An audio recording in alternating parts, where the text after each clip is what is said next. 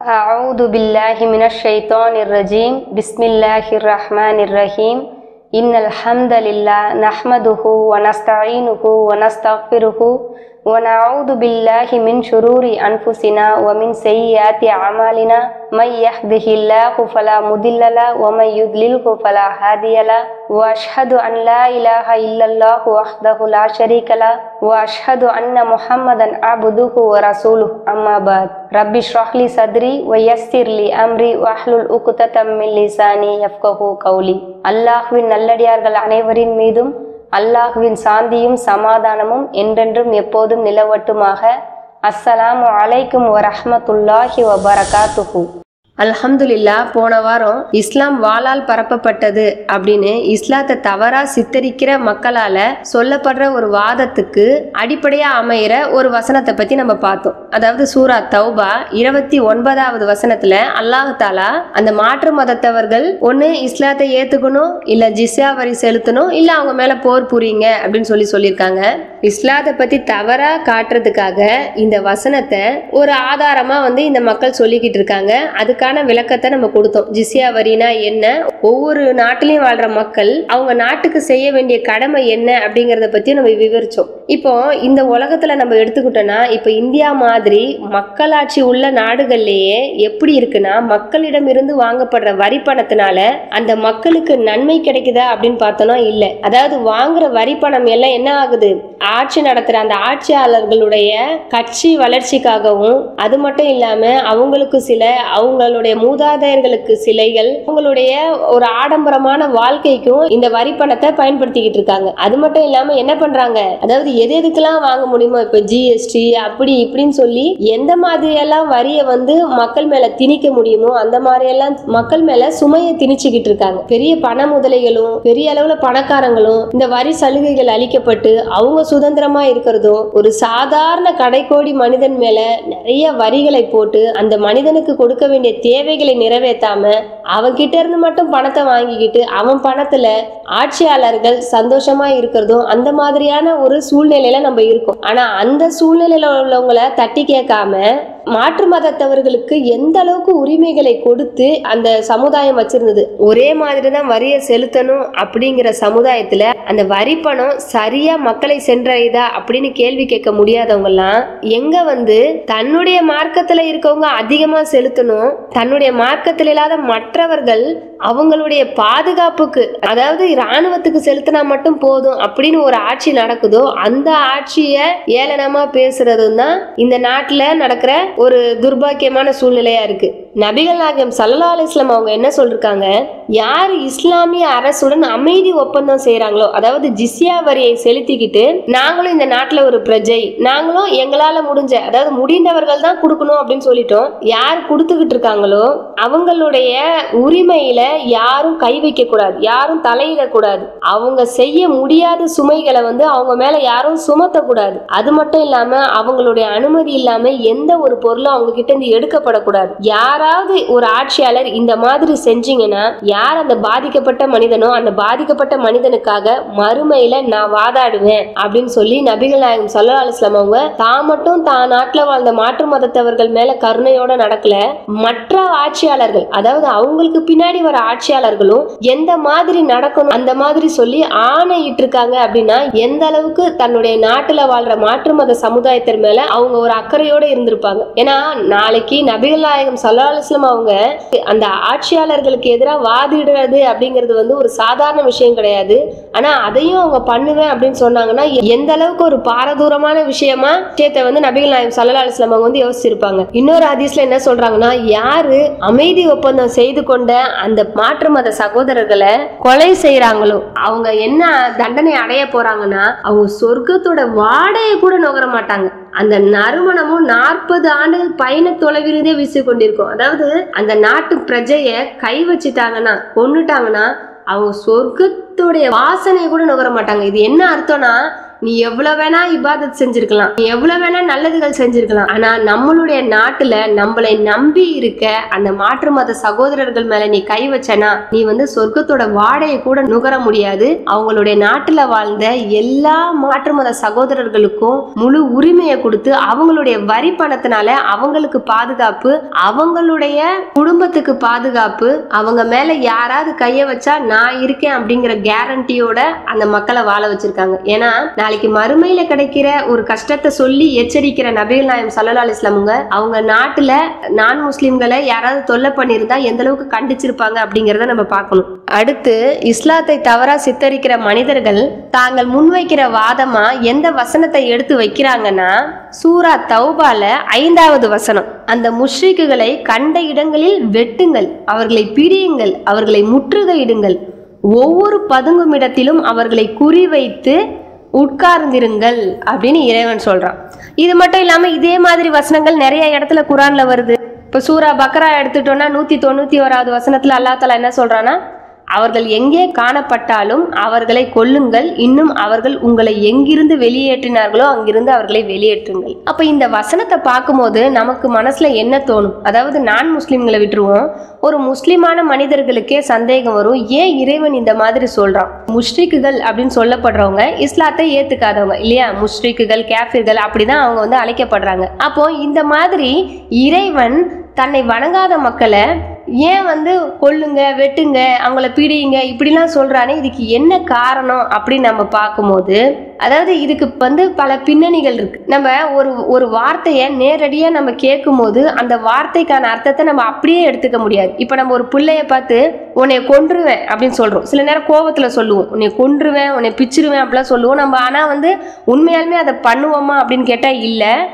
ஒவ்வொரு விஷயமும் நம்ம சொல்ற சூழ்நிலைகளுக்கு ஏத்த மாதிரி மாறுபட்டுக்கிட்டே இருக்கும். அத மாதிரி இது எந்த சூழ்நிலையில சொல்லப்பட்ட வார்த்தை அப்படின்னா, முதல்ல நம்ம ஒரு விஷயத்தை தெரிஞ்சுக்கணும். இந்த குர்ஆனுங்கிறது ஒரு நாள்ல இறைவன் கிட்ட இருந்து அருளப்பட்ட போதனை கிடையாது. 23 வருடங்கள் சூழ்நிலைகளுக்கு ஏத்த மாதிரி கொஞ்சம் கொஞ்சமா அனுப்பப்பட்ட ஒரு இறை வார்த்தைகள் தான். அப்போ இந்த இறை வார்த்தைகள்ல முஹம்மது நபி ஸல்லல்லாஹு அலைஹி வஸல்லம் அவர்களுக்கு ஆன்மீக போதனைகளா அளிக்கப்பட்ட வார்த்தைகளும் இருக்கு, அதே மாதிரி ஆட்சி தலைவருக்கு அளிக்கப்பட்ட ஒரு கட்டளைகளும் இருக்கு. இந்த வார்த்தைகளை பார்க்கும்போது நபிகள் நாயகம் ஸல்லல்லாஹு அலைஹி வஸல்லம் அவர்கள் வாழ்ந்த அந்த சூழ்நிலையை நம்ம பார்க்கணும். இப்போ இன்ஷா அல்லாஹ் நம்ம நபிகள் நாயகம் ஸல்லல்லாஹு அலைஹி வஸல்லம் அவர்களுடைய பிறப்புல இருந்து நம்ம எடுக்கும்போது அவங்க வாழ்ந்த அந்த அறியாமை காலத்து மக்களை பத்தி நம்ம படிப்போம் இன்ஷா அல்லாஹ்.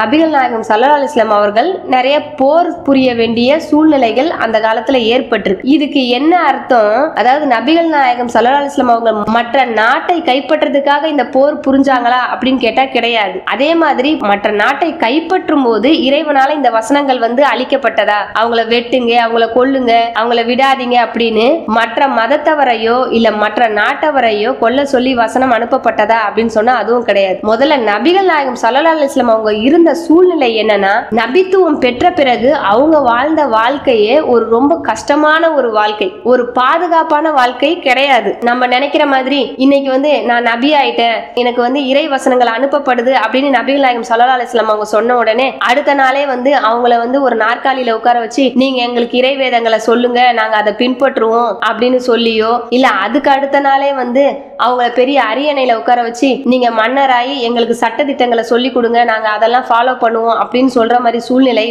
நபிகள் நாயகம் ஸல்லல்லாஹு அலைஹி வஸல்லம் அவர்களுடைய காலத்துல இல்ல. அப்ப இருந்த காலம் என்னன்னா, நபிகள் நாயகம் ஸல்லல்லாஹு அலைஹி வஸல்லம் அவங்களே தன்னுடைய உயிரை காப்பாற்றி கொள்ள முடியாத ஒரு சூழ்நிலையில தான் அந்த மக்கா வாழ்க்கை இருந்தது. ஏன்னா அவங்க நபி ஆயிட்ட பிறகு 13 வருடங்கள் அவங்க பிறந்த அந்த மக்காலேயே வாழ வேண்டிய சூழ்நிலை தான் இருந்தது. வேற எங்கேயும் போகிறதுக்கு இறைவனுடைய கட்டளை வரல. அப்ப அந்த 13 ஆண்டு காலம் அவங்க எவ்வளவோ கஷ்டங்களுக்கு உள்ளாகுறாங்க. அதாவது இஸ்லாமிய மார்க்கத்தை பின்பற்றதே ஒரு பெரிய கஷ்டமான விஷயமா இருக்கு அவங்களுக்கு அந்த மக்கால. அவங்களுக்கு மட்டும் இல்லாம அவங்களுக்கு கூட இருந்த அவங்களுடைய தோழர்களுக்கும் அவங்களை பின்பற்றின பெண்கள் முதற்கொண்டு எல்லாருக்குமே இஸ்லாத்தை பின்பற்றுறதுல பயங்கர சிரமம் இருக்கு. அதாவது எதிரிகள் ரொம்ப பலமா இருக்காங்க, இவங்களை எல்லா வகையிலையும் கஷ்டப்படுத்துறாங்க. இவங்களுடைய கண்ணியத்துக்கு கெடுதல் வர மாதிரி நடக்கிறது மட்டும் மட்டும் இல்லாம அவங்கள வந்து உடல் அளவுலையும் மனதளவுலையும் அவங்கள வந்து ரொம்ப பாதிப்புள்ளாக்குறாங்க.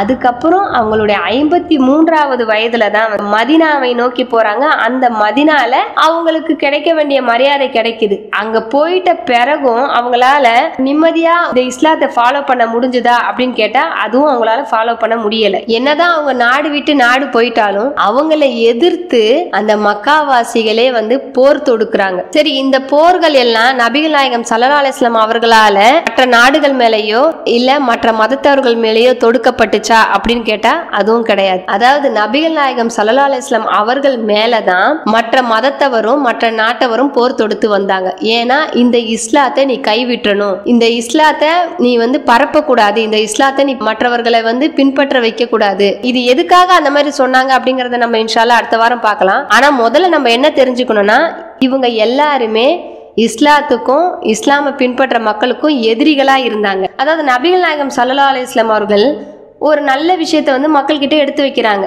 இப்போ நபிகள் நாயகம் ஸல்லல்லாஹு அலைஹி வஸல்லம் அவங்கன்னு இல்லை, அது நம்மளா இருந்தாலும் சரி மற்ற தலைவர்களா இருந்தாலும் சரி, ஒரு நல்ல விஷயத்த வந்து அவங்க எடுத்து வைக்கும் போது அவங்களுக்கு எந்த எதிர்ப்புகளும் வரப்போறது கிடையாது. ஆனா நன்மையை ஏவுறது இல்லாம எப்போ தீமையை தடுக்க ஆரம்பிக்கிறாங்களோ அப்போ நிறைய எதிர்ப்பு நம்மளுக்கு வரும். அது எந்த மனிதர்களா இருந்தாலும் நிறைய எதிர்ப்பு வரும். அப்போ நபிகள் நாயகம் ஸல்லல்லாஹு அலைஹி வஸல்லம் அவங்களை பொறுத்த வரைக்கும் நன்மையையும் ஏவி தீமையும் தடுக்கணும், தீமையை மற்றவங்க செய்ய விடக்கூடாது அப்படிங்கறதுலயும் ஸ்ட்ராங்கா இருக்கும்போது அவங்களுக்கு நிறைய எதிர்ப்பு கண்டிப்பா வரும். சரி, அப்ப இன்னொரு கேள்வி மக்களுடைய மனசுல வரலாம், அவங்கள வெட்டுங்க, அவங்கள பிடிங்க, அவங்கள கொல்லுங்க அப்படிங்கறதெல்லாம் குரான்ல இருக்கு. அதனாலதான் இஸ்லாத்தை விமர்சிக்கிறவங்களும் இல்ல இஸ்லாத்தை பத்தி தெரியாத மனிதர்களும் அதை எடுத்து காட்டுறாங்க. இப்படி இருக்கே, அப்ப இது வந்து வாளால் பரப்பப்பட்டிருக்கா, அப்போ இது வந்து போற ஆதரிக்குதா, அப்போ வந்து முகமது நபி ஸல்லல்லாஹு அலைஹி வஸல்லம் அவங்க வந்து மற்றவங்களை வெட்டுனாங்களா கொன்னாங்களா அப்படின்னு சொல்லி எடுத்து வைக்கலாம். ஆனா அது ஏன் பண்ண சொன்னா அல்லாஹ் அப்படிங்கறதும் குரான்ல பல வசனங்கள்ல இருக்கு. ஆனா இஸ்லாத்தை விமர்சிக்கிற மனிதர்களுக்கு இதெல்லாம் அவங்க கண்ணுக்கே தெரியறது இல்ல. ஏன்னா அவங்க விமர்சிக்கணும் அப்படிங்கிற நோக்கத்துல வர்றதுனால அவங்க கண்ணுக்கு தெரியறது இல்ல. ஆனா இஸ்லாத்துல உள்ள மக்களான நமக்கு என்ன கடமை இருக்குன்னா இந்த வசனங்களை எல்லாத்தையுமே நம்ம தெரிஞ்சு வச்சுக்கணும். தெரிஞ்சு வச்சுக்கிட்டாதான் நம்மளும் நம்மளுடைய ஈமான்ல வலிமை உடையவங்களா ஆகலாம். அது மட்டும் இல்லாம இதை பத்தி தெரியாம இருக்க மற்ற மனிதர்கள், அதாவது அது முஸ்லீம் ஆகட்டும் இல்ல முஸ்லீம் அல்லாத மனிதர்கள் ஆகட்டும், அவங்களுக்கும் நம்ம எடுத்து சொல்ல முடியும். இப்போ அல்லாஹ் தஆலா குர்ஆன்ல என்ன சொல்றான் அப்படின்னு பார்த்தோம்னா சூரா ஹஜ்ஜில 38, 39, 40வது வசனத்துல இறைவன் சொல்றான், போர் தொடுக்கப்பட்டோருக்கு அவர்கள் அநியாயம் செய்யப்பட்டிருக்கின்றார்கள் என்பதால் அவர்கள் போர் தொடுத்த காஃபிர்களை எதிர்த்து போரிடுவதற்கு அனுமதி அளிக்கப்பட்டிருக்கிறது. நிச்சயமாக அவர்களுக்கு உதவி செய்ய அல்லாஹ் பேராற்றல் உடையவன். இதுல நல்லா புரியுது பாருங்க, ஒருத்தர் நம்ம மேல போர் தொடுக்கிறாங்க, அந்த போர் தொடுத்தவங்க யாரா? காஃபிர்களாம். இறைவனை வணங்காத ஓரிரை கொள்கையை ஏற்றுக்கொள்ளாத அந்த காஃபிர்கள் போர் தொடுக்கிறாங்க. அப்ப யார் அநியாயம் செய்யப்பட்டிருக்காங்கன்னு இறைவன் சொல்றான்? மூமின்களை பத்தி சொல்றான். அவங்க வந்து அநியாயம் செய்யப்பட்டிருக்காங்க, போர் தொடுக்கப்பட்டு இருக்காங்க, அவங்களுக்கு வந்து எதிர்த்து போராடுறதுக்கு அனுமதி இருக்கு. இப்ப இந்த நாட்டு சட்டமே அதை ஏத்துக்குமா ஏத்துக்காதா? ஒரு மனிதன் தன்னுடைய பாதுகாப்பிற்காக தன்னை கொலை செய்ய வரவனை எதிர்க்கிறான், அந்த கத்தியை தட்டி விட்டுட்டு அவனை ஒரு அடி அடிக்கிறானா, ஒரு பெண்ணை வந்து ஒருத்தன் கற்பழிக்க போகும்போது அந்த கற்பழிக்க போறவனை அவன் வந்து தடுத்து அவனுடைய சக்தியை யாரு தப்பு செய்ய வந்தானோ அவங்க கிட்ட காட்டுறான் அப்படின்னும் போது இதையெல்லாம் நம்ம இந்திய அரசாங்கமே இதை தவறுன்னு சொல்லுமா? இல்ல அவனுடைய பாதுகாப்புக்காக இது வந்து செய்யப்பட்டிருக்கு அப்படின்னு சொல்லி சொல்லுமா? அப்ப இறைவன் அதை தான் இங்க சொல்றான், போர் தொடுக்கப்பட்டோருக்கு அப்படின்னு மூமின்களை பார்த்தோம், யார் போர் தொடுத்தாங்களோ அப்படின்னு காஃபிர்களை பார்த்து சொல்லும் போது அந்த காஃபிர்கள் தான் வராங்க அவங்கள நோக்கி. சரிங்களா? அப்போ அந்த மனிதர்களை எதிர்த்து நில்லுங்க, அதுக்கு உங்களுக்கு வந்து அனுமதி இருக்கு அப்படின்னு இறைவன் சொல்றான். இந்த அநியாயம் செய்யப்பட்ட மனிதங்க எப்படியாப்பட்டவங்க அப்படின்னு சொல்லி அடுத்த வசனங்கள்ல சொல்றான் பாருங்க, இவர்கள் எத்தகையோர் என்றால் நியாயமின்றி தம் வீடுகளை விட்டு வெளியேற்றப்பட்டார்கள், எங்களுடைய இறைவன் ஒருவன் தான் என்று அவர்கள் கூறியதை தவிர வேறு எதுவும் அவர்கள் சொல்லவில்லை. ஓரிரை கொள்கையை ஏத்துக்கிட்டதை தவிர அவங்க எந்த தப்புமே பண்ணல. அல்லாஹ் ஒருத்தன் தான், அவன் என்ன சொல்லியிருக்கானோ குரான்ல அதை நம்ம ஃபாலோ பண்ணணும், அதை நம்மளுடைய வாழ்க்கையில வந்து நடைமுறைப்படுத்தணும். முகமது நபி ஸல்லல்லாஹு அலைஹி வஸல்லம் அவங்கள தூதரா ஏத்துக்கிட்டு அவங்களுடைய வழிமுறைகளை பின்பற்றணும் அப்படின்னு சொல்றதை தவிர அவங்க எந்த தப்புமே செய்யல. ஆனா அநியாயமா அந்த மனுஷங்கள் எல்லாம் இவங்க என்ன பண்ணாங்க, வீட்டை விட்டு வெளியேற்றினாங்க. அதனால தானே நாடு திறந்து ஹிஜ்ரத் செஞ்சு வந்தாங்க. வந்தவங்களையாவது மதீனால நிம்மதியா இருக்க விட்டாங்களா அந்த சுத்தி இருக்க காஃபிர்கள்? இல்ல. இப்ப நம்ம நினைக்கிற சூழ்நிலையில கிடையாது. அதாவது நீங்க வந்து உங்களுடைய இஸ்லாத்தை பின்பற்றிக்கங்க, நாங்க வந்து எங்களுடைய மதத்தை பின்பற்றிக்கிறோம் அப்படின்னு சொல்லிட்டு அந்த மனிதர்கள் இல்ல. அவங்க வந்து இந்த இஸ்லாம் வந்து உள்ள நுழைஞ்சதுன்னா நம்ம நினைச்ச மாதிரி வாழ முடியாது அப்படிங்கிறது வந்து நல்லா தெரியும். ஏன்னா இஸ்லாம் சொல்ற எல்லா சட்ட திட்டங்களுமே அவங்க அன்னைக்கு செஞ்சிட்டு இருந்த செயல்களுக்கு எதிராக இருந்தது. அதை அவங்க விடுறதுக்கு வந்து அவங்க தயாரா இல்ல. அது மட்டும் இல்லாம அடுத்த வசனத்துல இறைவன் என்ன சொல்றான் பாருங்க, மனிதர்களில் சிலரை கொண்டு அல்லாஹ் தடுக்காதிருப்பின் ஆசிரமங்களும் கிறிஸ்தவ கோயில்களும் யூதர்களின் ஆலயங்களும் அல்லாஹ்வின் திருநாமம் தியானிக்கப்படும் மஸ்ஜிதுகளும் அழிக்கப்பட்டு போயிருக்கும். அதாவது இறைவன் இதுல சொல்ற வார்த்தையை நம்ம பார்க்கும் போதே நல்லா நமக்கு தெரியுது, இது இஸ்லாத்துக்காக வேண்டி, அதாவது இஸ்லாத்தை பரப்புறதுக்காக வேண்டி செய்யப்பட்ட போர் கிடையாது. ஒண்ணு தன்னைய காப்பாத்திக்கணும், தன்னைய சார்ந்து வந்த மக்களை காப்பாற்றணும் அப்படிங்கிற ஒரு நோக்கமும் தேவையும் முகமது நபி ஸல்லல்லாஹு அலைஹி வஸல்லம் அவங்களுக்கு இருக்கு. அது மட்டும் இல்லாம அந்த நாட்டுல வாழ்றாங்க பாருங்க மக்கள், அவங்களுடைய மதத்தை கண்ணியப்படுத்தணும், அந்த கோயிலை காப்பாற்றணும், கிறிஸ்தவ ஆலயங்களை காப்பாற்றணும், யூதர்களோட ஆலயங்களை காப்பாற்றணும், அதுக்கப்புறம் தான் வந்து அல்லாஹ்வின் திருநாமம் தியானிக்கப்படும் மஸ்ஜிதுகளை காப்பாற்றணும் அல்லாஹ் தஆலா சொல்றான். அப்போ இதுல இருந்து நம்மளுக்கு என்ன தெரியுதுன்னா, தன்னைய காப்பாத்திக்கிறதுக்காக மட்டும் அவங்க இந்த போர் செஞ்சு வந்தவங்களை எதிர்க்கல, தன்னுடைய நாட்டுல வாழ்ற மாற்று மதத்தவர்களை காப்பாற்றுறதுக்காகவும் தான் இந்த மக்களை வந்து அவங்க எதிர்த்து இருக்காங்க.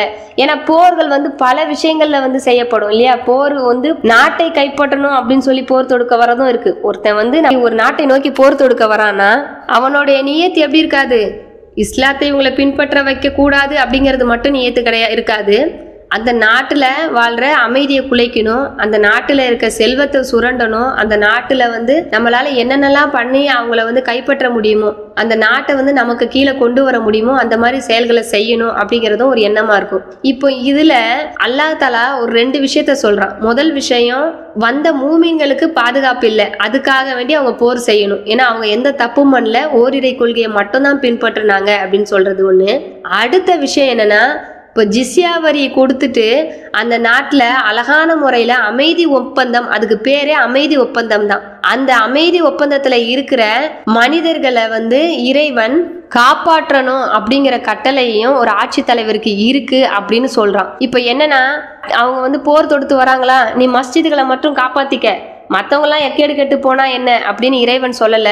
அதாவது அந்த ஆசிரமங்களும் கிறிஸ்தவ கோயில்களும் யூதர்களின் ஆலயங்களும் இப்படின்னு சொல்லும் போதே ஒரு வணங்குற இடத்துக்கே அந்த அளவுக்கு இறைவன் முக்கியத்துவம் கொடுத்து சொல்லும் போது, அப்ப அந்த மனிதர்களை எந்த அளவுக்கு பாதுகாக்கணும் அப்படிங்கறதுல இஸ்லாம் வந்து ஒரு வழிகாட்டியா இருந்திருக்கும் அப்படிங்கறத நம்ம சிந்திச்சு பார்க்கணும். ஏன்னா இறைவன் அவனுடைய வசனங்கள்ல ஒரு கட்டளையாவே என்ன சொல்லியிருக்கானா, அவர்கள் அழைக்கும் அல்லாஹ் அல்லாதவற்றை நீங்கள் திட்டாதீர்கள், அப்படி திட்டினால் அவர்கள் அறிவில்லாமல் வரமை மீறி அல்லாஹ்வை திட்டுவார்கள். நீ வந்து அவங்க கடவுளா நினைக்கிற அந்த சிலைகளை வந்து திட்டாதீங்க, நீங்க எதுவும் அவங்கள பத்தி பேசாதீங்க, அவங்கள சுதந்திரமா விடுங்க. அப்படி திட்டுனா அவங்க அல்லாஹ்வை திட்டுவாங்க, அதனால வந்து உங்களுக்குள்ள பிரச்சனை தான் வரும், அதனால எந்த வார்த்தையுமே சொல்லக்கூடாது அப்படின்னு அந்த வார்த்தைகளுக்கு கூட கட்டுப்பாடு கொடுக்கிற இறைவன் நீ வாளை எடுத்து போராடு அப்படின்னு சொல்லி மனிதர்களுக்கு உரிமை கொடுத்துருவானா? வசனம் பார்த்தோம் இல்லையா, ஹஜ் 38வது வசனத்திலேயே அல்லாஹ் தஆலா வந்து என்ன சொல்றான், நிச்சயமாக அல்லாஹ் ஈமான் கொண்டவர்களை முஷ்ரிக்குகளின் தீமைகளில் இருந்து பாதுகாத்துக் கொள்கிறான். அப்போ அவங்களுக்கு தீமை அளிக்கிற மாதிரி அவங்கள சுத்தி மனிதர்கள் இருந்தாங்க, அதுல இருந்து பாதுகாப்பு வந்து இறைவன் கொடுக்கறான் அப்படின்னு இறைவன் வந்து இந்த வசனத்துல சொல்றான். அப்போ மக்கால இருந்த காஃபிர்களால பல முறைகள், அதாவது அது பத்ரு போராகட்டும், உஹத் ஆகட்டும், பல போர்கள் தொடுக்கப்பட்டு மக்கா நகரை வந்து நபிகள் நாயகம் ஸல்லல்லாஹு அலைஹி வஸல்லம் அவங்க கைப்பற்றாங்க. நபிகள் நாயகம் ஸல்லல்லாஹு அலைஹி வஸல்லம் அவங்களுடைய எதிரிகள் எல்லாமே அதிகமானவர்கள் வந்து மக்கால தான் இருந்தாங்க. சோ அதை கைப்பற்றி மக்காவிற்குள்ள வந்து அவங்க நுழைகிறாங்க. இப்ப சில பேர் என்ன கேட்பாங்கன்னா, சரி மக்கால இருந்தாங்க, அதான் மக்காவை கைப்பற்றிட்டாங்க, ஆனா அதுக்கப்புறமும் போர்கள்லாம் நடந்துச்சு அப்படின்னு நம்ம கேட்டோம்னா, இப்ப மக்கா மட்டும் இல்ல, மக்கா மதீனாவை சுற்றியுள்ள பல நாடுகள்ல இருந்தும் இஸ்லாத்துக்கு நாங்க எதிராக இருக்க மாட்டோம், நீங்க இஸ்லாத்தை ஃபாலோ பண்ணா நீங்க பண்ணிட்டு போங்க அப்படின்னு அவங்க சும்மா இருந்திருந்தா பிரச்சனை இல்லை. ஆனா அந்த மனிதர்கள் என்ன பண்ணாங்க, போர் தொடுத்து வந்துகிட்டே இருந்தாங்க. அந்த போருக்கு நபிகள் நாயகம் ஸல்லல்லாஹு அலைஹி வஸல்லம் அவங்களால முடிந்த அளவுக்கு எதிராக அவங்களும் போர் செஞ்சு வெற்றி பெற்றாங்க. அதுக்கும் மேல என்ன பண்ணாங்கன்னா அவங்க ஒரு உடன்படிக்கை செஞ்சுக்கிட்டாங்க. உங்க மார்க்கம் உங்களுக்கு, என்னுடைய மார்க்கம் எனக்கு. நாங்க வணங்க போறது நீங்க வணங்க போறவங்களும் கிடையாது, நீங்க வணங்குறத நான் வணங்க போறவனும் கிடையாது. நம்ம ஒரு அழகான அமைதியான ஒப்பந்தத்துல இருப்போம் அப்படின்னு சொல்லி நபிகள் நாயகம் ஸல்லல்லாஹு அலைஹி வஸல்லம் அவங்க இருக்கும்போது காஃபிர்கள் என்ன பண்றாங்க, இந்த உறவையோ உடன்படிக்கையோ அவங்க பொருட்படுத்த மாட்டாங்க. இந்த உடன்படிக்கையெல்லாம் மீறிடுறாங்க, அவங்க வரம்பு மீறிறவங்க அப்படின்னு சொல்லி அல்லாஹ் தஆலா சொல்றான். அது மட்டும் இல்லாம அல்லாஹ்வுடைய பாதையிலிருந்து அந்த மக்கள் எல்லாரையுமே தடுக்கிறாங்க. அவங்க செய்யற காரியங்கள் எல்லாமே மிக கெட்டதா இருக்கு அப்படின்னு சொல்றான். அதான் அல்லாஹ் தஆலா என்ன சொல்றான், தங்களுடைய சத்திய உடன்படிக்கைகளை முறித்து கொண்டு தம் தூதரை ஊரை விட்டு வெளியேற்றவும் திட்டமிட்ட மக்களுடன் நீங்கள் போர் புரிய வேண்டாமா. அதாவது உடன்படிக்கையை முறிக்கிற ஒரு மக்களோட நம்ம என்ன பண்ண முடியும், இல்ல நம்ம சமாதானமா போயிடுவோம், நீங்க வணங்குறத நீங்க வணங்குங்க, நாங்க வணங்குறத நாங்க வணங்குறோம் அப்படின்னு சொல்லிட்ட பிறகும் நம்மளை நோக்கி போர் செய்ய வந்துகிட்டோம், நம்ம வீட்டுல இருந்தே வெளியேற்றிக்கிட்டோம், நம்ம நாட்டுல இருந்தே வெளியேற்றிக்கிட்டோம், நம்ம வாழ்ற வாழ்க்கைக்கு எந்த விதமான ஒரு ஆதாரமும் இல்லாம நம்ம குடும்பத்தை கஷ்டப்படுத்தி நம்மளை கஷ்டப்படுத்தி எல்லா வகையிலையுமே சித்திரவதைக்குள்ளாக்குற மனிதர்களை நோக்கி அப்ப போர் புரியாம என்ன பண்ண முடியும். மற்றவர்கள் சித்திரவதைப்படுத்தும் போது நம்ம கம்முனு இருக்கணும் அப்படின்னு சொல்ற ஒரு சட்டத்தை எந்த அரசுமே இயக்குனது கிடையாது. இறைவன் இந்த காஃபிர்களுக்கு மட்டும் இந்த நிலைய சொல்லல, அதாவது நம்ம கூட பிறந்தவங்க நம்ம பெத்தவங்களே இந்த மார்க்கத்திலிருந்து நம்மளை வெளியேற்றி குஃபருக்கு, அதாவது இறை மறுப்புக்கு நம்மளை அழைத்தாங்கன்னா அவங்களையுமே நம்மளுடைய பாதுகாப்பாளர்களா நம்ம ஏத்துக்க முடியாது. ஏன்னா நமக்கு என்ன வேணும், நம்மளுடைய நேரான வழியை பின்பற்றணும். மற்ற மனிதர்களுக்காக வேண்டி நம்மளுடைய மார்க்கத்தை நம்ம விட்டுட்டு போக கூடாது. ஏன்னா சில பேருடைய காரணங்கள் அப்படி இருக்கும். அதாவது அவங்கதான் அந்த அளவுக்கு எதிர்க்கிறாங்கல்ல, இவங்கதான் அவங்க கொள்கையை விட்டுட்டா என்ன, கொள்கையை விட்டுட்டு அங்க நிம்மதியா சுதந்திரமா இருக்க வேண்டியது தானே. நபித்துவம் கிடைக்கிறதுக்கு முன்னாடி அவரை நல்லா தானே வச்சு தாங்குனாங்க முகமது நபிய அப்படின்னு சொல்லுவாங்க. ஆனா இறை நிராகரிப்புங்கிறது எவ்வளவு கொடுமையான விஷயம் அப்படிங்கிறத நம்ம இன்ஷால்லா ஷிர்கை பத்தி பார்க்கும்போது பார்ப்போம்.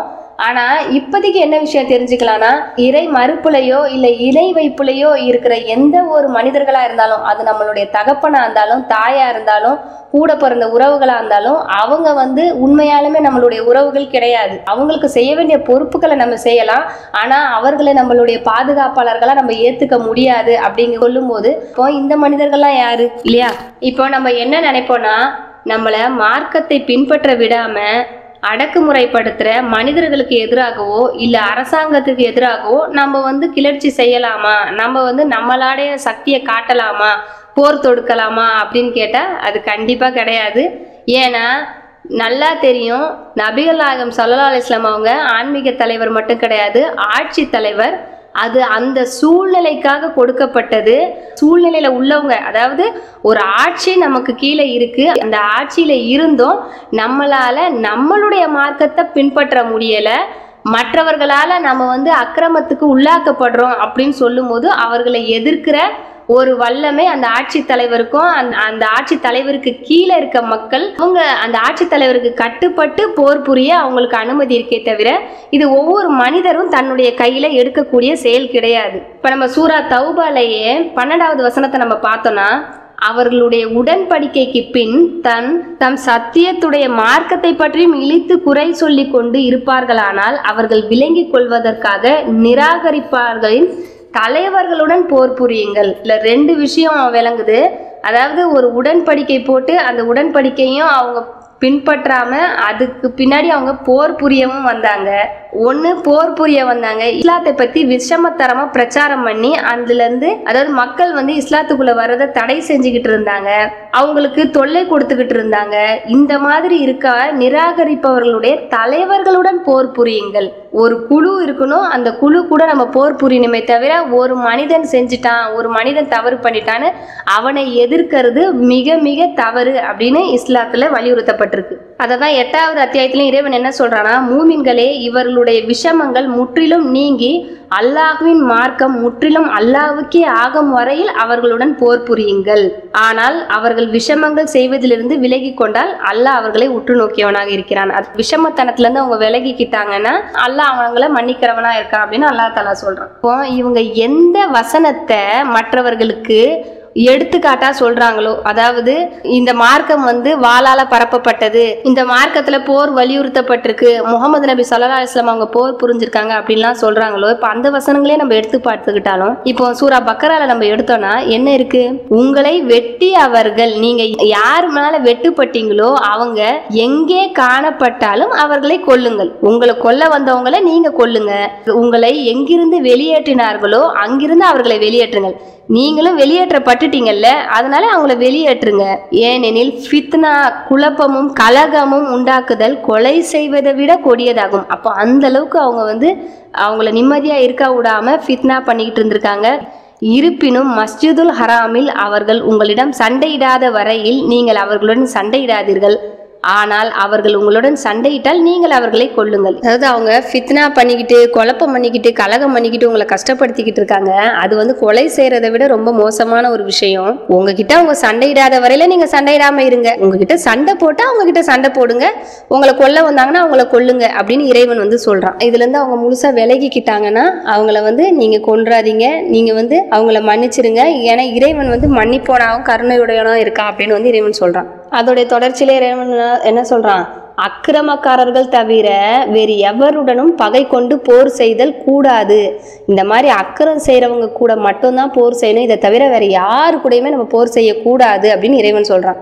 எவனாவது வந்து உங்க மேல வரம்பு மீறி நடந்துக்கிட்டாங்கன்னா அவங்க மேல நீங்க வந்து வரம்பு மீறி நடந்துக்கலாம். அந்த வரம்பு மீறுதல் கூட எந்த அளவுக்கு இருக்கணும்னா, அவன் எந்த அளவுக்கு வரம்பு மீறி இருக்கானோ அதே அளவுதான் வரம்பு மீறி இருக்கணும். அதுக்கு மேல கொஞ்சம் கூட நீங்க செஞ்சிடக்கூடாது. இந்த அளவுக்கு எந்த மார்க்கமாவது போதிக்குமா? ஒரு கன்னத்தில் அறைந்தால் மறு கன்னத்தை காட்டு அப்படின்னு தத்துவங்கள்ல எழுதி வைக்கலாம்.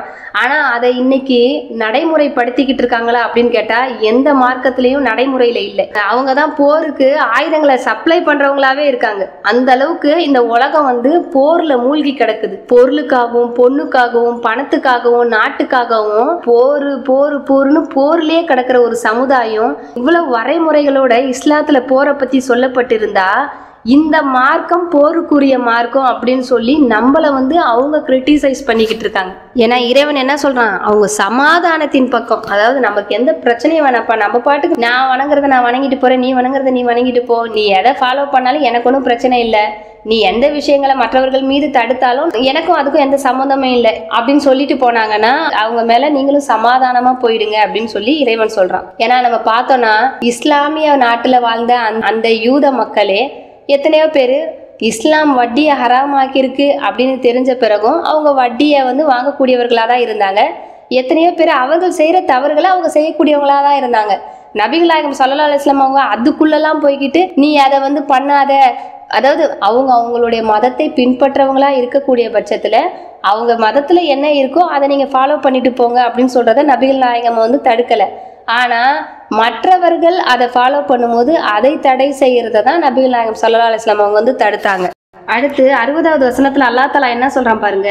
மார்க்க விஷயத்தில் உங்களிடம் போரிடாமலும் உங்கள் இல்லங்களிலிருந்து உங்களை வெளியேற்றாமலும் இருந்தார்களே அவர்களுக்கு நீங்கள் நன்மை செய்வதையும் அவர்களுக்கு நீங்கள் நீதி செய்வதையும் அல்லாஹ் விலக்கவில்லை.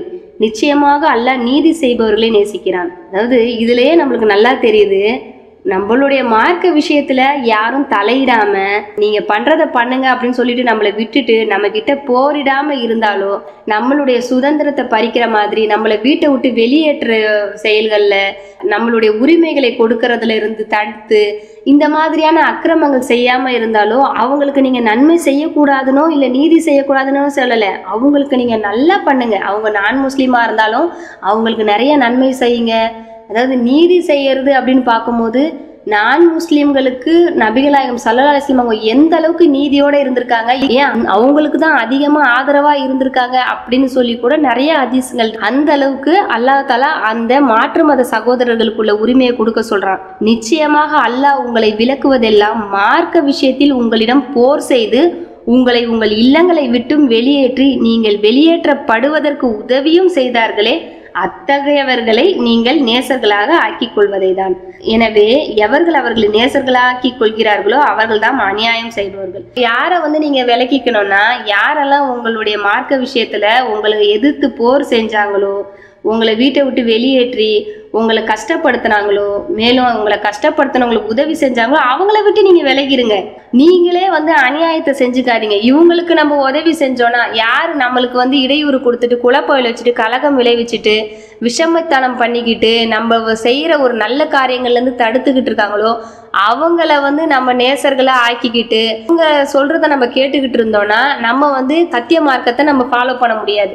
அப்போ நீங்கள் உங்களே நீங்கள் வந்து அநியாயம் செஞ்சுக்காதீங்க அப்படின்னு இறைவன் சொல்கிறான். அது மட்டும் இல்லாமல் யார் இந்த மாதிரி தொல்லை கொடுத்துக்கிட்டு இருக்காங்களோ அந்த மக்கள் உங்ககிட்ட புகலிடம் தேடி வந்தாங்கன்னா எங்களை காப்பாத்துங்க அப்படின்னு சொல்லி உங்ககிட்ட வந்தாங்கன்னா அவங்களுக்கு அபயம் அளிப்பீராக, நீங்கள் அவங்களுக்கு பாதுகாப்பு கொடுங்க அப்படின்னு சொல்லி அல்லாஹ் தஆலா சொல்கிறான். மக்கா வெற்றி கொண்ட பிறகு கூட இறைவன் என்ன சொல்கிறான்னா, அவன்தான் உங்களுக்கு அவர்கள் மீது வெற்றி அளித்த பிறகு மக்காவினுள் அவர்களுடைய கைகளை உங்களை விட்டும் உங்கள் கைகளை அவர்களை விட்டும் பிரித்து கொண்டான். ஒன்ஸ் உங்களுக்குள்ள அந்த போராட்டம் முடிஞ்சிச்சு, அவங்களுடைய எதிர்ப்புல இருந்து நீங்க மீண்டு ஒரு நாட்டுக்குள்ள சுதந்திரமா இருக்கலாம், அந்த நாட்டுல நம்மளுடைய மார்க்கத்தை சுதந்திரமா பின்பற்றலாம் அப்படிங்கிற நிலைமை வரும்போது இறைவன் வந்து இந்த போரை நிறுத்த சொல்லி கட்டளையிட்டுறான் நபிகள் நாயகம் ஸல்லல்லாஹு அலைஹி வஸல்லம் அவங்களுக்கு. அடுத்து 5வது அத்தியாயத்துல அல்லாஹ் தஆலா என்ன சொல்றான்னா, நிச்சயமாக எவன் ஒருவன் கொலைக்கு பதிலாகவோ அல்லது பூமியில் குழப்பத்தை ஏற்படுத்தியதற்காகவோ அன்றி மற்றொருவரை கொலை செய்கிறார்களோ அவன் மனிதர்கள் யாவரையுமே கொலை செய்தவன் போலாவான்.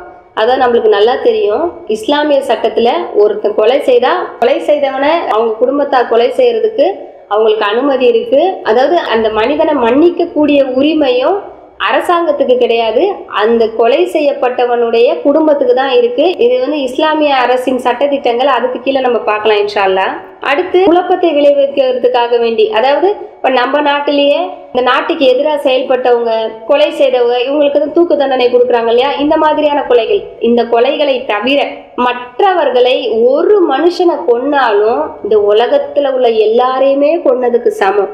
அதே மாதிரி ஒரே ஒரு மனிதனை காப்பாற்றினா இந்த உலகத்தையே காப்பாற்றினதுக்கு சமம் அப்படின்னு சொல்லி இறைவன் சொல்றான். இப்ப எந்த ஒரு மனிதர்களையுமே கொல்றதுக்கு யாருக்குமே உரிமை கிடையாது அப்படின்னு இறைவன் சொல்றான். அடுத்து 41வது அத்தியாயத்துல அல்லாஹ் தஆலா என்ன சொல்றான்னா, நன்மையும் தீமையும் சமமாக மாட்டா, நீங்கள் தீமையை நன்மையை கொண்டே தடுத்து கொள்வீராக, அப்பொழுது யாருக்கும் உமக்கும் இடையே பகைமை இருந்ததோ அவர் உற்ற நண்பரை போல் ஆகிவிடுவார். நீங்க வந்து ஒருத்தவங்க நம்மளுக்கு கெட்டது பண்ணாலும் நீங்க நன்மையே பண்ணுங்க, அந்த நன்மையை நம்ம பண்ணும்போது ஒருத்தர் பகைவரா இருந்தா கூட உற்ற நண்பர்கள் ஆகிடுவாங்க அப்படின்னு சொல்ற மார்க்கத்துல போர் வந்து வலியுறுத்தப்பட்டிருக்குமா? நம்மளை தற்காத்துக்கிறதுக்காக வேண்டி நம்ம சில நேரங்கள்ல அரசாங்கத்தால போர் தொடுக்க வேண்டி இருக்குமோ அந்த நேரத்துல மட்டும்தான் போர் தொடுக்கணும். அதுலயும் இவ்வளவு ரூல்ஸ் இருக்கு. அதுல பெண்கள் பாதிக்கப்படக்கூடாது, குழந்தைகள் பாதிக்கப்படக்கூடாது, மத குருக்கள் பாதிக்கப்படக்கூடாது, வயதானவர்கள் பாதிக்கப்படக்கூடாது, இவங்க மேலெல்லாம் கையே வைக்க கூடாது. யார் வலிமையுள்ள ஆண்களோ அவங்க தான் போருக்கு வரணும். போர்லயும் இருக்க சட்ட திட்டங்களை மீறக்கூடாது, வரம்பு மீறக்கூடாது. அவங்க எந்த அளவுக்கு வரம்பு மீறாங்களோ அந்த அளவுக்கு தான் நம்மளும் அவங்க கிட்ட எதிர்த்து நிக்கணும். அவங்க இல்ல நாங்க சமாதானம் ஆயிடும் அப்படின்னு சொல்லிட்டாங்கன்னா, போர் வேணாம் அப்படின்னு சொல்லிட்டாங்கன்னா நம்மளும் பின் வாங்கி போயிடணும். அதாவது போர் தொடுக்க அவங்க வந்தாதான் நம்ம போர் தொடுக்க போகணும். போர்ல இருந்து அவங்க பின் வாங்கிட்டாங்கன்னா நம்மளும் பின் வாங்கிடணும், உடன்படிக்கையில முடிச்சுக்கணும். இந்த மாதிரி இவ்வளோ அழகான சட்டத்திட்டங்கள்ல எந்த மார்க்கத்திலேயாவது கொடுக்க முடியுமா? அது மட்டும் இல்லாம நான் முன்னாடியே சொன்ன மாதிரி இது வந்து ஒரு இஸ்லாமிய அரசாங்கத்துக்கு வழங்கப்பட்டது, சரிங்களா? இஸ்லாமிய அரசாங்கம் இல்லாம ஒரு தனி மனிதன் எப்படி நடக்கணும் அப்படிங்கறத இறைவன் குர்ஆன்ல எப்படி சொல்றானா, அர் ரஹ்மானுடைய அடியார்கள் யார் என்றால் அவர்கள் தான் பூமியில் பணிவுடன் நடப்பார்கள், மூடர்கள் அவர்களுடன் பேசி வாதிட முற்பட்டால் சாந்தி உண்டாகட்டும் என்று சொல்லிவிட்டு விலகி விடுவார்கள். அப்போ அல்லாஹ் எவ்வளவு அழகா சொல்றான் பாருங்க. ஒரு தனி மனிதனுக்கு கொடுக்குற அட்வைஸ் என்னன்னா, யாராவது உங்க மார்க்கத்தை நீங்க பின்பற்றக்கூடாது, அதாவது போர் தொடுக்கிறதுங்கிறது வேற. நம்மளுடைய சத்திய மார்க்கத்தை பின்பற்ற மக்கள் ஒரு தனி மனிதனாலேயோ இல்ல ஒரு குழுவினராலேயோ பாதிக்கப்படும் போது அவங்கள நம்ம எந்த வகையிலும் எதிர்க்க கூடாது. சலாம் சொல்லிவிட்டு இவங்க மூடர்கள் இவங்க கிட்ட நம்ம என்ன சொல்றது, நம்ம பாட்டுக்கு இருப்போம், நம்மளுடைய மார்க்கத்தை பின்பற்றுவோம் அப்படின்னு சொல்லிட்டு போறதுதான் ஒரு மூமினுக்கு அழகு. அவங்க தான் நல்லடியார்கள் இறைவன் சொல்றான். அதை மட்டும் இல்லாம அந்த வரிசையில நிறைய விஷயங்களை சொல்றான். அவங்க இப்படி இருப்பாங்க, நல்லது பண்ணுவாங்க, விபச்சாரம் செய்ய மாட்டாங்க, இப்படி எல்லா விஷயங்களையும் சொல்லிட்டு அல்லாஹ்வை தவிர வேறு யாரையும் பிரார்த்திக்க மாட்டார்கள் அப்படிங்கிற ஒரு வார்த்தையும் சொல்லிட்டு எந்த மனிதரையும் நியாயமின்றி கொல்ல மாட்டார்கள் அப்படிங்கிற ஒரு விஷயத்தையும் அல்லாஹ் தஆலா சொல்றான். அப்ப எந்த ஒரு மனிதருக்கும் மற்ற மனிதர்களை கொலை செய்வதில் எந்த ஒரு சலுகையையோ உரிமையையோ இல்ல நிர்பந்தத்தையோ இறைவன் அளிக்கவே இல்லை. அது தவறு. அப்படி ஒரு மனிதரை கொன்னுட்டாலும் இந்த உலகத்தில் உள்ள மனித குலம் எல்லாத்தையுமே கொன்றவன் ஆவான். அப்படி கொல்றதுக்கு அவங்களுக்கு அனுமதி கிடையாதுன்னு இறைவன் சொல்லிட்டான். இது ஒரு நாட்டுக்கும் மற்ற நாட்டுக்கும் உள்ள போர். ஒரு இஸ்லாமிய ஆட்சியில இருக்க ஒரு தலைவரால தொடுக்கப்பட்ட போர். இப்போ நம்ம இன்னொன்னு பார்க்கலாம். நபிகள் நாயகம் ஸல்லல்லாஹு அலைஹி வஸல்லம் அவங்க மக்காவை கைப்பற்றின பிறகு மக்காக்குள்ள போறாங்க. எப்படிலாம் அந்த மனிதர்கள் கஷ்டப்படுத்தி இருப்பாங்க. இப்ப நபிகள் நாயகம் ஸல்லல்லாஹு அலைஹி வஸல்லம் அவங்களுடைய வாழ்க்கை வரலாறுல ஒவ்வொரு நிகழ்ச்சியா நம்ம பார்க்கும்போது அது நம்மளுக்கு நல்லா புரியும். எந்த அளவுக்கு அவங்கள டார்ச்சர் பண்ணியிருப்பாங்க, எந்த அளவுக்கு அவங்கள விரட்டி விட்டுருப்பாங்க. ஆனா அந்த மக்காக்குள்ள போன உடனே எல்லாருக்குமே நபிகள் நாயகம் ஸல்லல்லாஹு அலைஹி வஸல்லம் அவங்க மன்னிப்பு கொடுத்தாங்க. உண்மையாலுமே அவங்க ஒரு கொடுமையானவங்களாவோ, அவங்க மற்றவர்களை போருக்கு அழைத்தவர்களாகவோ, மற்றவர்களை தாக்கணும்ன்ற நினைப்பு இருக்கவங்களாவோ இருந்தா அவங்க மக்காக்குள்ள காலடி எடுத்து வச்ச உடனே அவங்கள யார் யாரெல்லாம் தாக்குனாங்களோ அவங்க எல்லாரையுமே தாக்கி இருப்பாங்க, அழிச்சிருப்பாங்க, கஷ்டப்படுத்திருப்பாங்க. ஆனா அல்லாஹ் குர்ஆன்ல சொல்ற மாதிரி நன்மையையும் தீமையையும் சமமாகாது. நன்மையை கொண்டுதான் தீமையை தடுக்கணும்னு சொல்றத ஒரு தனி மனிதனா அவங்க ஃபாலோ பண்ணாங்க. அவங்க யாரையுமே கஷ்டப்படுத்தல. அவங்கள பைத்தியக்காரன்னு சொன்னவங்களையும் கஷ்டப்படுத்தல, அவங்கள கல்லால் அடிச்சவங்களையும் கஷ்டப்படுத்தல, நாட்டை விட்டு துரத்தி அடிச்சவங்களையும் கஷ்டப்படுத்தல. எல்லாரையும் தன்னுடைய நண்பர்கள்னு சொன்னாங்க. அவங்க அந்த அளவுக்கு அவங்களை பெருமைப்படுத்தினாங்க. அந்த மாதிரி நபிகள் நாயகம் ஸல்லல்லாஹு அலைஹி வஸல்லம் அவங்க வாழ்ந்தாங்க. ஏன் நபிகள் நாயகம் ஸல்லல்லாஹு அலைஹி வஸல்லம் அவங்களுக்கு யூத பெண்மணி, அதாவது மாற்று மத பெண்மணி விஷம் கொடுத்து அவங்கள கொலை செய்ய இருந்தப்ப கூட அந்த மாற்று மத பெண்மணிய மன்னிச்சாங்க. அவங்க நினைச்சிருந்தா கொலை செய்ய உட்பட்டவனுக்கு கொலைதான் தண்டனை அப்படிங்கிறது இஸ்லாமிய சட்டமா இருந்தாலும் அதை அவங்க நிறைவேற்றாம அவங்க மன்னிப்பு கொடுத்தாங்க. அதாவது அந்த பெண் அவங்களுக்கு வைத்த விஷம் எப்படி இருந்ததுன்னா அதோடைய தாக்கம் அவங்க இறப்பு வரைக்கும் அதனால அவங்க கஷ்டப்பட்டாங்களாம். அந்த விஷத்தோடைய தாக்கம் அவங்களுக்குள்ள இருந்துதான். அந்த அளவுக்கு கஷ்டப்பட்டு கூட மாற்று மத மனிதர்களா இருந்தா கூட அவங்களையும் மன்னிச்சு அவங்களுக்கு தண்டனை கொடுக்காம அவங்க விட்டாங்க. இந்த மாதிரி இருக்க ஒரு மனிதரா மற்ற நாட்டுகளை போர் தொடுத்துட்டு இருக்க முடியும்? கண்டிப்பா இந்த மாதிரி ஒரு மனிதரை நம்ம பார்க்கவே முடியாது. அந்த மாதிரி ஒரு மன்னிப்பு, ஒரு கருணை. இன்னைக்கு சஹாபாக்கள்னு கூறப்படுறவங்கள நிறைய பேரு நபிகள் நாயகம் ஸல்லல்லாஹு அலைஹி வஸல்லம் அவங்களை எதிர்த்தவங்க தான். போர்லயும் சரி, தனி மனித தாக்குதலா இருந்தாலும் சரி, நபிகள் நாயகம் ஸல்லல்லாஹு அலைஹி வஸல்லம் அவங்கள எல்லாருமே கஷ்டப்படுத்தினவங்க தான். ஆனா அவங்கள எல்லாரையுமே என்னுடைய தோழர்கள்னு சொல்லி அவங்க மேல உயிரையே வச்சிருந்த ஒரே ஒப்பற்ற தலைவர் முகமது நபி ஸல்லல்லாஹு அலைஹி வஸல்லம் அவங்க மட்டும்தான். இதெல்லாம் நபிகள் நாயகம் ஸல்லல்லாஹு அலைஹி வஸல்லம் அவங்கள தவறா காட்டணும், தவறா சித்தரிக்கணும், இஸ்லாம் வளர்றதை தடுக்கணும் அப்படின்னு நினைக்கிற மனிதர்களின் செயல்கள்னாலதான் இந்த மாதிரியான உச்சமமான பிரச்சாரங்கள்லாம் அரங்கேறுது. இன்ஷா அல்லாஹ் முஸ்லிம்களாகிய நாம நம்மளுடைய மார்க்க அறிவை அதிகமா வளர்த்துக்கிறது மூலியமாகவும் மாற்று மத சகோதரர்களுக்கும் விளங்க வைக்கிறது மூலியமாகவும் நம்ம இந்த மாதிரியான விஷமிகளுடைய விஷமத்தனத்திலிருந்து நம்ம தப்பிச்சுக்கலாம். இன்னும் அதிகமான வசனங்கள் இதை பத்தி இருக்கு. இதெல்லாம் நம்ம போரை பத்தி பார்க்கும்போது, அதாவது நபிகள் நாயகம் ஸல்லல்லாஹு அலைஹி வஸல்லம் அவர்கள் செய்த போர்களை ஒன்னொன்னா பார்க்கும்போது நம்ம அதை பத்தி விரிவா பார்க்கலாம். அப்போ இன்னும் நம்மளுக்கு நிறைய விஷயங்கள் தெரிய வரும். அப்போ இஸ்லாம் வாளால பரப்பப்படலைன்னா எது இஸ்லாத்தை வளர்த்தது, எதுக்காக இஸ்லாம் வளர்றத அந்த காலத்து காஃபிர்களும் சரி, இந்த காலத்துல இருக்க சில மனிதர்களும் சரி தடை செய்ய இப்படி துடிக்கிறாங்க அப்படிங்கிற விஷயத்த அடுத்த வாரம் நம்ம பார்க்கலாம் இன்ஷா அல்லாஹ். வாஹிர் தவானா அனில் ஹம்துலில்லாஹி ரப்பில் ஆலமீன். அஸ்ஸலாமு அலைக்கும் வரஹ்மத்துல்லாஹி வபரகாத்துஹு. கேள்வி நேரம். சூரா மும்தஹனா 60வது அத்தியாயத்தில் எந்த வசனங்கள் இந்த பயானில் குறிப்பிடப்பட்டுள்ளன?